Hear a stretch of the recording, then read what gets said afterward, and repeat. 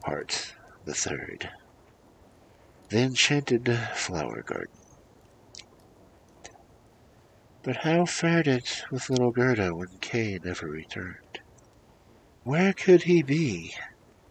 No one knew. No one could give any account of him.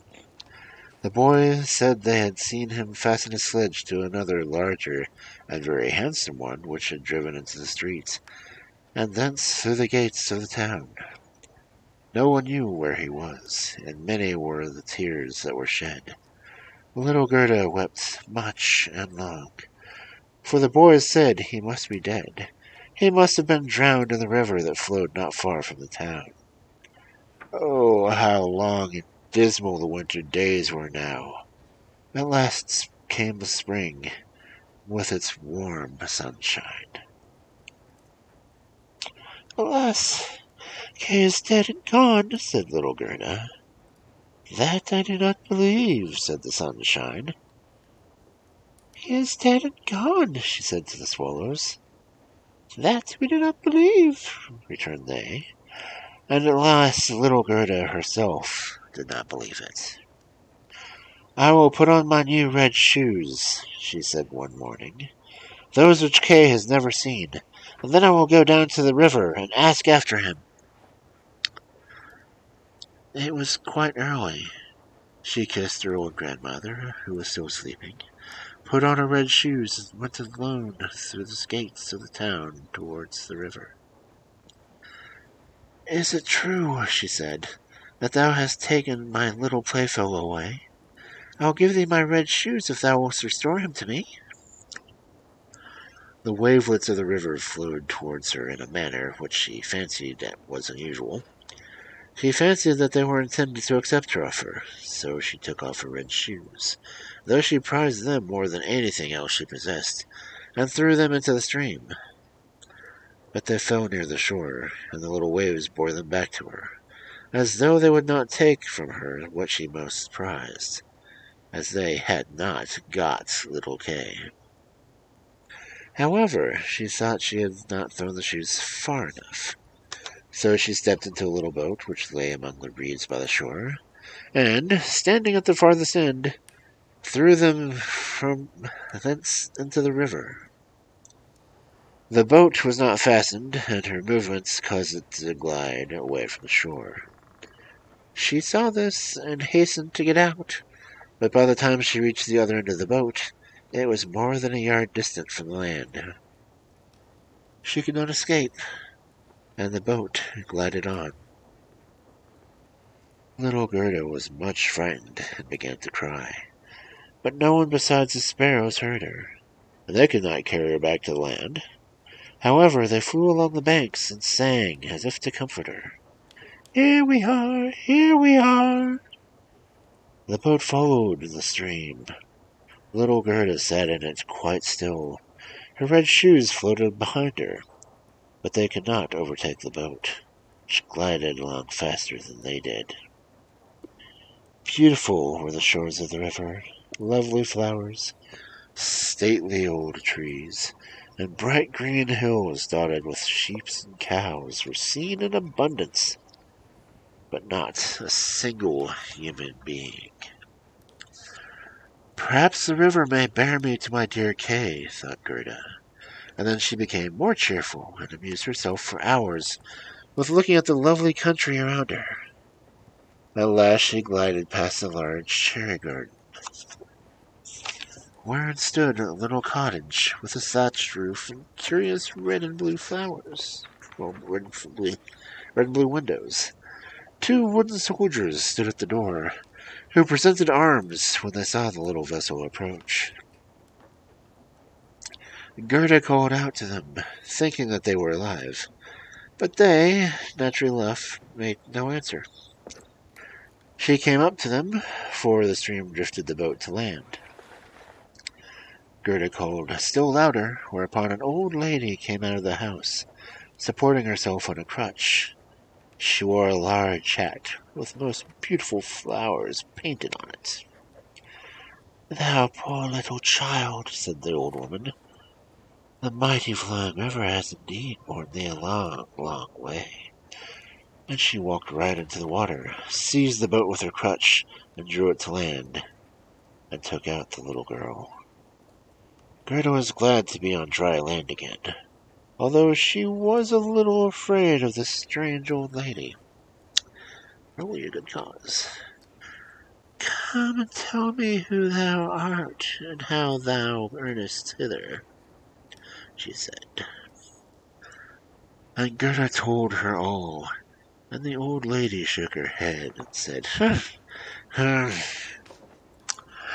when Gerda asked her if she had seen little Kay, the lady said that he had not arrived there yet, but that he would be sure to come soon, and that in the meantime Gerda must not be sad, that she might stay with her, might eat her cherries and look at her flowers, which were prettier than any picture book, and each could tell her a story. She then took Gerda by the hand. They went into the cottage, and the old lady shut the door. The windows were very high, and their panes of different colored glass, red, and blue, and yellow, so that when the bright daylight streamed through them, various and beautiful were the hues reflected upon the room. Upon a table in the center was placed a plate of very fine cherries, and of these Gerda was allowed to eat as many as she liked. And whilst she was eating them, the old dame combed her hair with a golden comb, and the bright flaxen ringlets fell from each side of her face, her gentle, pretty face, which looked as round and as fresh as a rose. I have long wished for such a dear little girl, said the old lady. We shall see if we cannot live very happily together. And as she combed little Gerda's hair, the child thought less and less of her foster brother Kay, for the old lady was an enchantress. She did not, however, practice magic for the sake of mischief, but merely for her own amusement. And now she wished very much to keep little Gerda, to live with her, so, fearing that if Gerda saw her roses, she would be reminded of her own flowers and of little Kay, and that she might run away, she went out into the garden, extended her crutch over the rose bushes, upon which, although they were full of leaves and blossoms, they immediately sank into the black earth, and no one would have guessed that such plants had ever grown there. Hey, Papa Penguin. Then she led Gerda into the flower garden. How beautiful and how fragrant it was! Flowers of all seasons and all climes grew there, fearless, the fullness of beauty. Certainly no picture book could have compared with it. Gerda bounded with delight and played among the flowers till the sun set behind the tall cherry trees, after which a pretty little bed with crimson silken cushions, stuffed with blue violet leaves, was prepared for her, and here she slept so sweetly and had such dreams as a queen might have on her bridal eve. The next day she again played among the flowers in the warmth of the sunlight, and many more days were spent in the same manner. Gerda knew every flower in the garden, but, numerous as they were, it seemed to her that one was wanting. She could not tell which. She was sitting one day looking at her hostess's hat, which had flowers painted on it, and, behold, the loveliest among them was a rose. The old lady had entirely forgotten she painted a rose on her hat, when she had made the real roses disappear from her garden and sink into the ground. This is often the case when things are done hastily. "What?" Gerda cried. "Are there no roses in the garden?" Then she ran from one bed to another, and sought again, but no rose was to be found. She sat down and wept, and it so chanced that her tears fell on the spot where a rose tree had previously stood.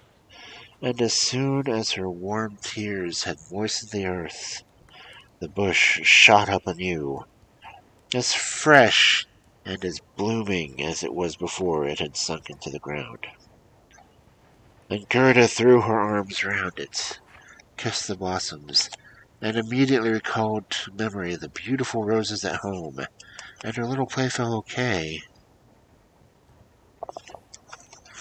"Oh, how could I stay here so long?" exclaimed the little maid. "I left my home to seek for Kay. Do you know where he is?" she asked of the roses. "Think you that he is dead?" "He is not dead," said the roses. "We have been down in the earth. The dead are there, but not Kay." "I thank you," said little Gerda, and she went to the other flowers and bent low to their cups, and asked, "Know you not where little Kay is?" But every flower stood in the sunshine dreaming of its own little tale. They related their stories to Gerda, but none of them knew anything about Kay. "Well, what do you think?" said the tiger lily. "Listen to the drums beating. Boom, boom. They have but two notes, always boom, boom. Listen to the dirge the women are singing. Listen to the chorus of priests. Enveloped in their long red robes stands the Hindu wife on the funeral pyre. The flames blaze around her and her dead husband, and the Hindu wife thinks not of the dead. She thinks only of the living, and the anguish which consumes her spirit is keener than the fire which will soon reduce her body to ashes. Can the fire of the heart expire amid the flames of a funeral pyre?" "I do not understand that at all," said little Gerda. "That is my tale," said the tiger lily. "What says the convolvulus?" "Hanging over a narrow mountain causeway, behold an ancient baronial castle. Thick evergreens grow amongst the time-stained walls. Their leafy branches intertwine about the balcony, and there stands a beautiful maiden. She bends over the balustrades and fixes her eye with eager expectations on the road winding beneath. The rose hangs not fresher and lovelier on its stem than she. The apple blossom which the wind threatens every moment to tear from its branch is not more fragile and trembling. Listen to the rustling of her rich silken robe. Listen to her half-whispered words. He comes not yet." "Is it Kay you mean?" asked little Gerda. "I do but tell my tale, my dream," replied the convolvulus. "What says the little snowdrop?" "Between two trees hangs a swing. Two pretty little maidens, their dresses white as snow, and long green ribbons fluttering from their hats, sit and swing themselves in it. Their brother stands up in the swing. He has thrown his arms wide around the ropes to keep himself steady. For one in hand he holds a little cup, and the other a pipe made of clay. He is blowing soap bubbles. The swing moves, and the bubbles fly upwards in the bright, ever-changing colors. The last hovers on the edge of the pipe, and moves in the wind. The swing is still in motion, and the little black dog, almost as light as the soap bubbles, rises on his hind legs and tries to get into the swing also. Away goes the swing. The little dog falls, and out of his temper he barks. He is laughed at, and the bubbles burst. Then swinging board, a frothy, fleeting image is my song. What you describe may be very pretty, but you speak so mournfully. There's nothing about Kay. What say the Hanses?"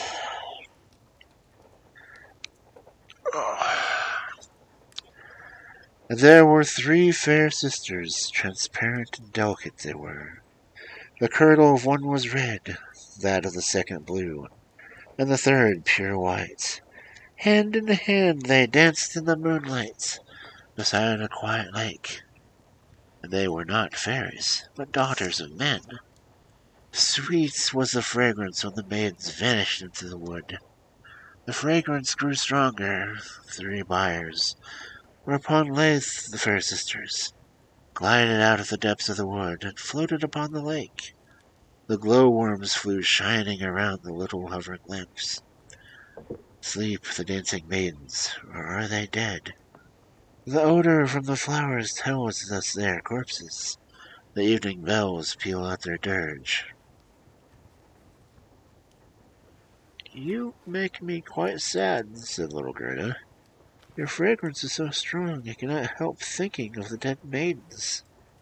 Alas, is little Kay dead? The roses have been under the earth, and they say no.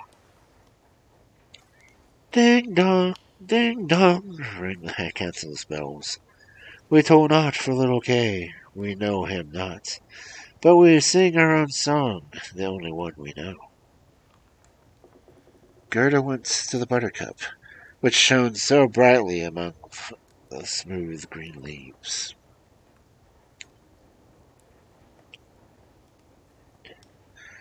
Thou art like a little bright sun, said Gerda. Tell me, if thou canst, where I might find my playfellow. The buttercup glittered so brightly and looked at Gerda. What song could the buttercup sing? Neither was hers about Kay.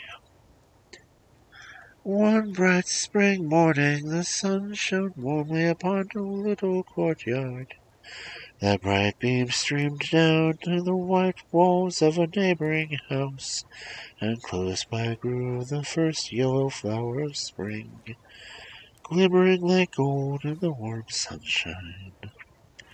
An old grandmother sat without her armchair, her granddaughter a pretty lowly maiden. I just returned home from a short visit. She kissed her grandmother, there was gold, pure gold, in that loving kiss. Gold was the flower, gold the fresh, bright morning hour. That is my little story, said the buttercup. My poor old grandmother, thought Gerda. Yes, she must be wishing for me, just as she wished for little Kay. But I shall soon go home again and take Kay with me. It is of no use to ask the flowers about him. They only know their own song. They can give me no information. And she folded her little frock around her, that she might run faster. But, jumping over Narcissus, it caught her foot, as if wishing to stop her. So she turned and looked at the tall yellow flower. Have you any news to give me? She bent over the Narcissus, waiting for an answer. And what of the Narcissus? I can look at myself. I can see myself. Oh, how sweet my fragrance! Up in the little attic chamber stands the little dancer. She rests sometimes on one leg, sometimes on two. She has trampled the whole world under her feet. She is nothing but an illusion.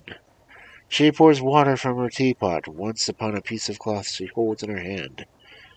It is her bodice. Cleanliness is a fine thing. Her white dress hangs on a hook that has also been washed by the water from the teapots and dried on the roof of the house. She puts it on and wraps a saffron-colored handkerchief around her neck. It makes the dress look all the whiter. With one leg extended, she stands as though to walk. I can look at myself. I see myself. I don't care if you do, said Gerda. You do not need to be told me that. And she ran away to the end of the garden. The gate was closed, but she pressed upon the rusty lock till it broke. The gate sprang open, and little Gerda, with bare feet, ran out into the wide world.